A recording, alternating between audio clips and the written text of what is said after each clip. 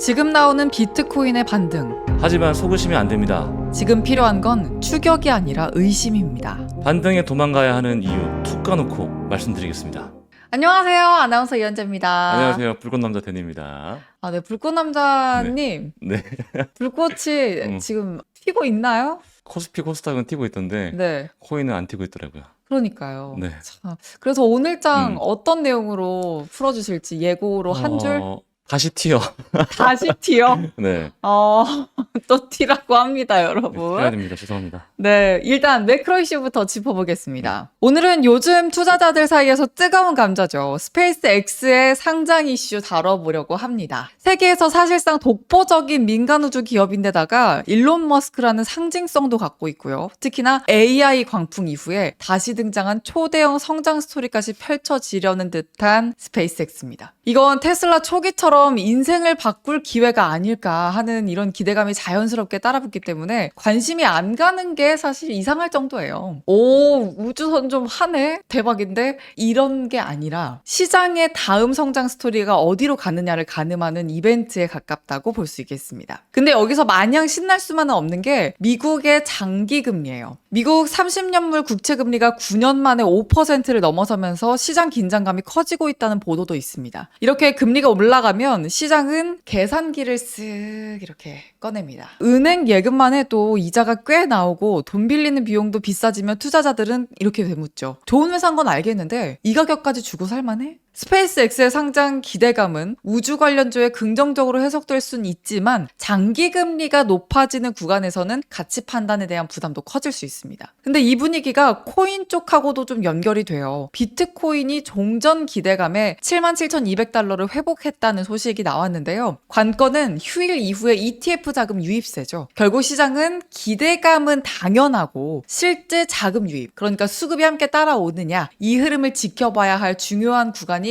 바로 지금이라고 이야기하는 듯합니다. 데니님, 네. 스페이스X의 상장이 이제 AI 다음 테마를 찾는데 일조를 할 수 있을 거다, 이렇게 좀 보실까요? 사실 우리가 처음 접하는 산업이 이제 AI와 우주 산업이잖아요. 어떻게 보면 체력은 계속 떨어지는데 마지막 피날레가 크게 남아있지 않을까. 지금 삼전이나 하이닉스 같은 경우도 오늘 아침에 보니까 하이닉스가 원화 기준 210만 원 돌파했더라고요. 맞아요. 네. JP 모건이나 이제 골드만삭스 같은 IB들이 얘기했던 것처럼 만스피 가지 않을까. 결국 추세 추종하는 트레이더들은 지금 추세가 워낙 강하기도 하고 금리 노이즈가 결국에는 발목을 잡긴 하겠지만 그 전까지는 오버슈팅이 나오지 않을까 생각이 됩니다. 좋습니다. 또 국장에 대한 인사이트까지 또 말씀해 주셨고 AI 다음 테마로 우주항공도 실적 부분에서는 지켜볼 만하지 않을까라는 부분도 한번 기억해 주시기 바랍니다.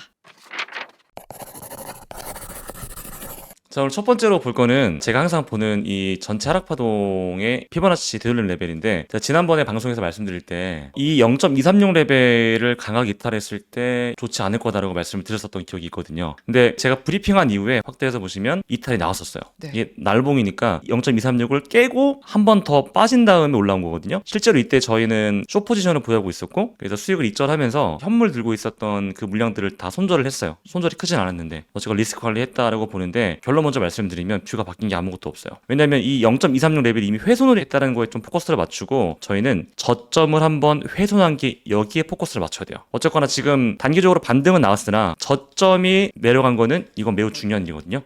저점이 깨졌다, 내려갔다, 이 장중에 이거에 좀 포커스를 맞춰보고요. 이 상승 채널의 하단도 지금 위협을 했다는 거죠. 지금 보시면 2월 6일부터 시작된 이 상승 채널의 하단 라인을 지금 한 번, 두 번, 세 번, 네 번이라고 그냥 해볼게요. 네. 다섯 번째 지금 하방 이탈을 시도를 하고 있어요. 그리고 아까도 말했지만 이 저점이 내려갔다라는 것 자체가 매도가 좀 강하게 드라이브 들어오고 있다라고 볼 수가 있는데요. 제가 계속 말씀드리지만 이런 구간에서는 수급이 강하게 붙어줘야 돼요. 그러니까 우리가 보통 저점 매수, 저가에서 들어오는 매수세를 볼 때 보는 게 캔들 거래량 이런 패턴들을 많이 보는데, 지금 보시면 아래 꼬리가 달렸죠. 근데 결국에는 이 직전에 있던 음봉의 시가를 못 잡아먹었거든요. 캔들 기준으로 봤을 때. 그리고 윗꼬리 달고 지금 이제 좀 밀리고 있는 그림이잖아요. 그렇기 때문에 지금 이 반등에 대한 신뢰도가 높지가 않아요. 물론 아래 꼬리가 달렸기 때문에 이거는 저가 매수가 들어왔다고 볼 수는 있지만, 결국 이 매수세가 이어질 것이냐라고 봤을 때는 캔들의 형태, 즉 3거래일, 4거래일을 봤을 때는요, 이 캔들을 장악하지 못했고 결국 매물대 맞고 하락했기 때문에 한 번 더 저점 저점을 테스트할, 그러니까 이 상승 추세를 한 번 더 테스트할 가능성이 높아요. 네, 그렇기 때문에 이걸 되게 조심해야 돼요. 앞에서 말씀 안 드렸지만 오늘 컨퍼런스 보드 소비자 신뢰 지수가 발표가 되고, 근데 이미 이번 달에 CPI, PPI가 높게 나왔기 때문에 결국 소비자가 받아들이는 이런 경기 체감은 되게 안 좋을 수밖에 없거든요. 그리고 이제 이번 주 목요일에 나오는 PC 데이터, 개인 소비 지출 물가 지표들이 나오는데 결국 시장이 좀 부담되게 발표가 된다면 아마 나스닥은 모르겠어요. 나스닥은 실적이 받쳐주니까 모르겠는데 코인은 유동성이 더 빠지지 않을까라는 생각을 해봐요. 그래서 이제 우리가 SR 플립이라는 구간을 좀 찾아가지고 지지가 나왔던 구간, 저항이 나왔던 자주 손바꿈이 일어났던 구간을 SR 플립이라고 하는데 이 구간의 가격도 깼거든요. 그러니까 지금 다시 말하지만 이게 반등이 나왔다고 좋아할 게 아니고 반등이 나온 형태를 잘 봐야 되는데 결국은 일본 기준으로 봤을 때 이 하락의 시작의 시가 부분을 돌파하지 못했고 저점이 내려갔다라는 거에 대한 포커스를 맞춰야 된다. 라는 말씀을 드리고요. 그래서 기술적으로 정리해본다면은 반등은 나왔으나 이게 하방으로 갈 가능성이 높아지고 있지 않나라고 생각을 해봅니다. 이 관점에 대해서 또 폐기의 관점이 또 있어야 되는데요. 이 하락 뷰에 대한 관점이 깨지는 거는 계속 말씀드렸던 이 25년도 2월달, 3월달 POC 라인, 포인트 오브 컨트롤이라고 하죠. 여기서 가장 많이 거래가 됐고 심리적으로 가장 중요한 구간, 그리고 올해 1월달, 2월달, 작년 11월달에 있었던 LBP 매물대가 중첩되는 자리, 즉 83.5에서 한 85K를 돌파해서 마감을 한다면 모든 하락뷰를 폐기해야 돼요.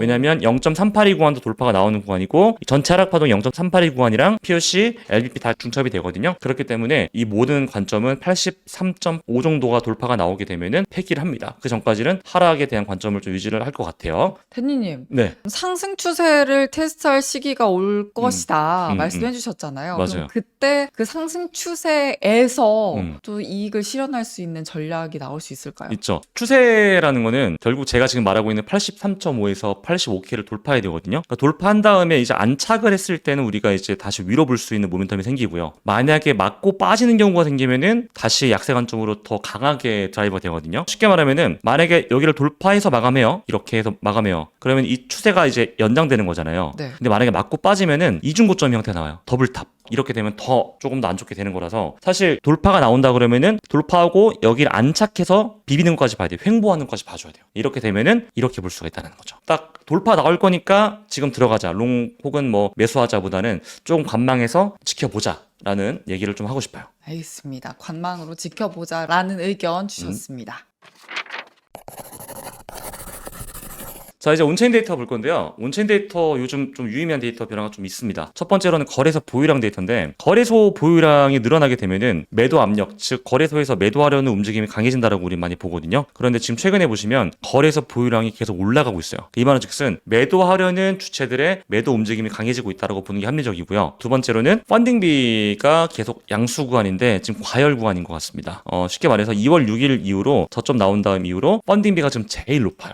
양수 구간에서. 이 말은 즉슨 롱 포지션에 베팅하고 있는 투자자들이 많다라고 볼 수가 있는데요. 그런데 정상적인 수급의 움직임이 보이지가 않습니다. 미결제 확정은 저점과 고점이 내려가고 있고요. 미결제 확정은 수요를 얘기하는데요. 수요가 계속 감소하고 있다는 건 좋은 신호가 아닙니다. 그런데 더 중요한 거는 레버리지 비율이 제가 지난번에도 말씀드렸잖아요. 0.2의 구간까지 올라왔습니다. 이거 진짜 위험해요. 여러분들 도망가야 돼요. 계속 말했거든요. 그리고 계속 빠졌고요. 지금도 여전히 레버리지는 저점이 올라갔습니다. 고점이 올라갔고요. 자, 미결제 확정은요. 앞에서 볼 때 고점과 저점이 내려갔죠. 이런 식으로. 근데 레버리지 비율은요. 저점과 고점이 올라갔어요. 이런 식으로. 쉽게 말하면 수요는 둔화됐고요. 레버리지, 즉 변동성 커졌어요. 여기서 제일 중요한 게 또 뭐가 안 중요하냐? 다 중요하죠.